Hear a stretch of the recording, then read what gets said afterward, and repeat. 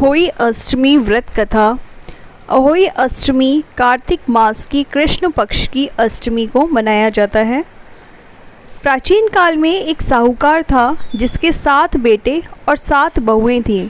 इस साहूकार की एक बेटी भी थी जो दीपावली के अवसर पर ससुराल से मायके आई थी और दीपावली पर घर को लीपने के लिए 7 बहुएं मिट्टी लाने जंगल में गईं तो ननद भी उनके साथ जंगल की ओर चल पड़ी।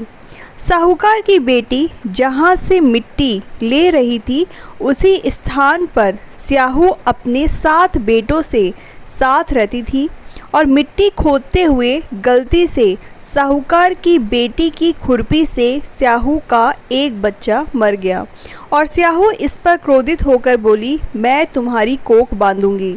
तो स्याहू की यह बात सुनकर साहूकार की बेटी अपनी 7 भाभियों से एक एक करके विनती करती है कि वह उसके बदले अपनी कोख बंधवा ले।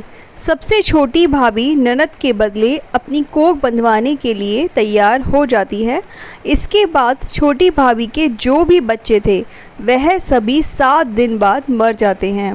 7 पुत्रों की इस प्रकार मृत्यु होने के बाद उसने पंडित को बुलवाकर इसका कारण पूछा तो पंडित ने सुरही गाय की सेवा करने की सलाह दी। सुरही सेवा से प्रसन्न होती है और उसे स्याहू के पास ले जाती है।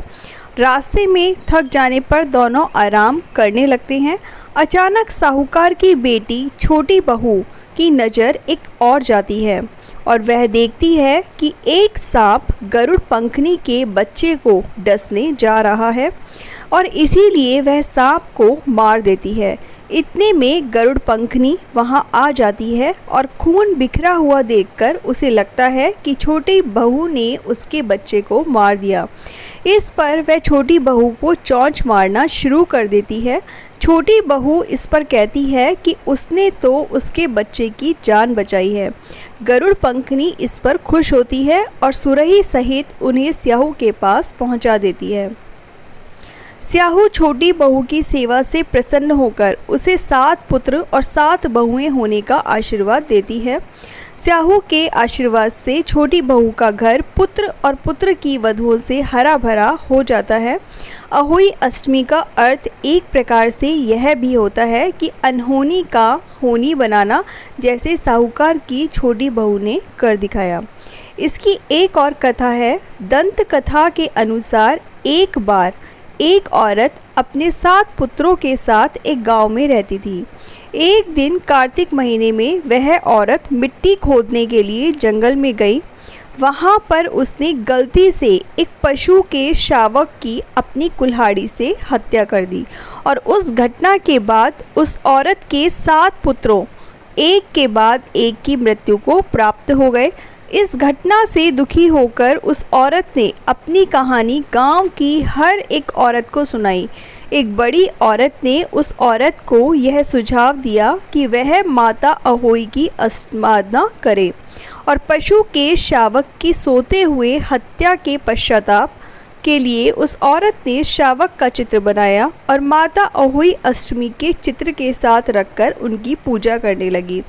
उस औरत ने 7 वर्षों तक अहोई अष्टमी का व्रत रखा और आखिर में उसके 7 पुत्र फिर से जीवित हो गए।